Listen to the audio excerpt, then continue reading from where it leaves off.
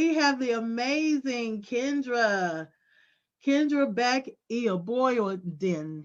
And if I hacked your name up, that is a wonderful, powerful name. So please forgive me.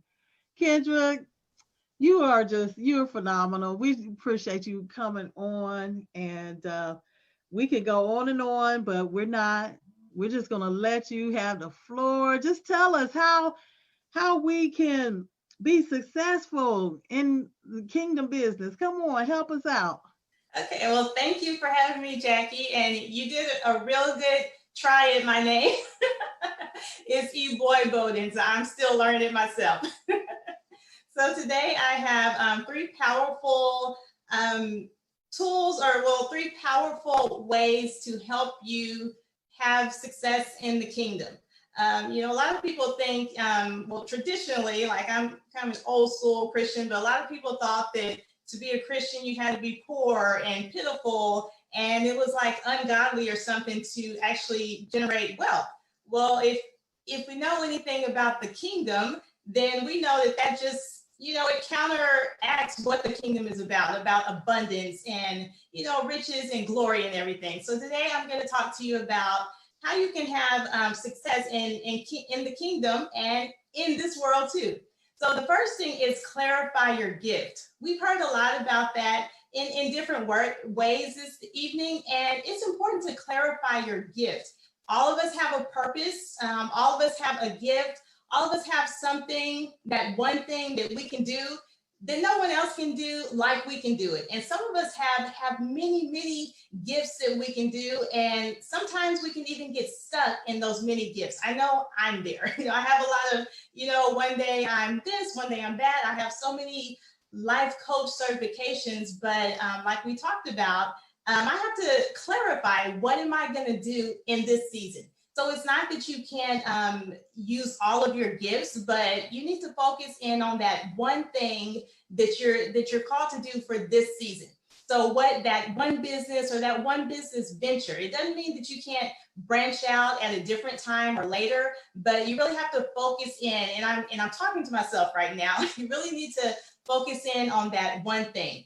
So clarify your gift, and you need to clarify it. So like we've heard tonight, other people may say that, like for me, I've been in education for 20 years, but now I do marketing, digital marketing, and I help women set up their businesses. So some people may say, okay, but you're supposed to be an educator. Well, I'm in this season, I've been called to do something different. So I have to clarify, this is who I am, and this is what I'm going to do.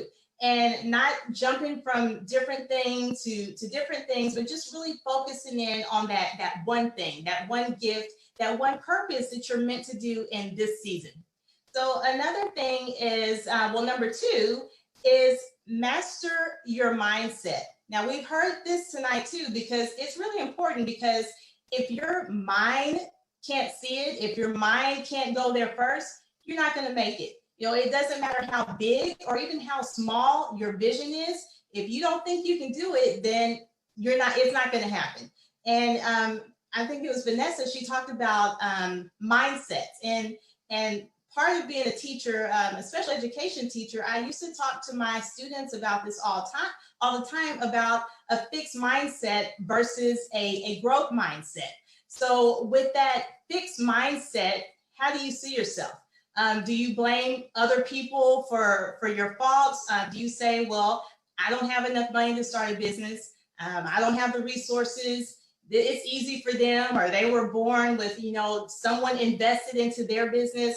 So I can't do it because I don't have what they have. So that's a fixed mindset. If you just keep saying, well, I can't do it, I don't know how to do it, so I'm just not going to do it. That's what happens. You don't go anywhere with a fixed mindset. And some people say, well, I'm a product of my environment. Well, then you need to change your address. If you're a product of your environment, if you think your environment or your current situation or even the people around you are holding you back from what you need to do in your business or in life, then you need to change. You need to change your environment. So that's a fixed mindset. You don't go anywhere like that. But the difference between a fixed mindset and a growth mindset, a growth mindset may say, okay, well, I've had some challenges. but what can I do differently? Or who can I go to for help? Who can help me to get out of this, stuckness that I'm in, or who can help me take my business to the next level? And it's going to be someone who has, if you want to have success in the kingdom, in this world, and build your kingdom, you have to be around people who have this growth mindset. You have to be around people who can push you, even sometimes when you think that you can't. And I know that's how I'm here through Vanessa Collins and through Jackie, who have helped me and pushed me to publish books and pushed me to learn how to do the landing pages. And that was helpful because now that I know how to do those things, I help other people do it. So I couldn't just stay in the place, well, I don't know what to do. I don't know how to do it. You got to move forward. So with your thoughts, you really need to master your thoughts, because I just want to ask a question. Do you ever take authority over thoughts that don't belong to you? So what I mean by that, when you have those thoughts that say, I can't do this, I'm not old, I'm too old. And I know I look young, I have a baby face, but I'm older. I'm a little bit older. So, I could say, well, I can't start all over. I've had this career for 20 years. How am I going to have my own business? How am I going to become an author?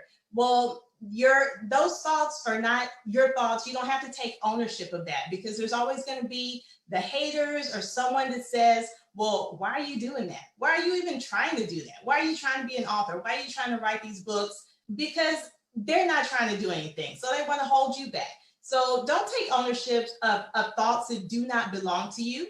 And those thoughts that are negative, those thoughts that make you feel like you can't do anything, or that you're stuck, or you're gonna be stuck forever, those are just assassins of your purpose. They're not gonna help you, and you can't go anywhere without it.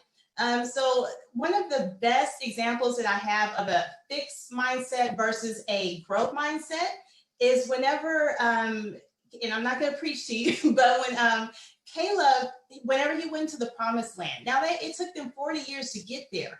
And then when they finally got there and they had a glimpse of what was on the other side, all of the fruits that were the size of men, but they also saw giants in the land too. And some came back and they said, we see ourselves as grasshoppers. So how do you see yourself? Do you see yourself as a grasshopper, or do you see someone who can overcome your challenge?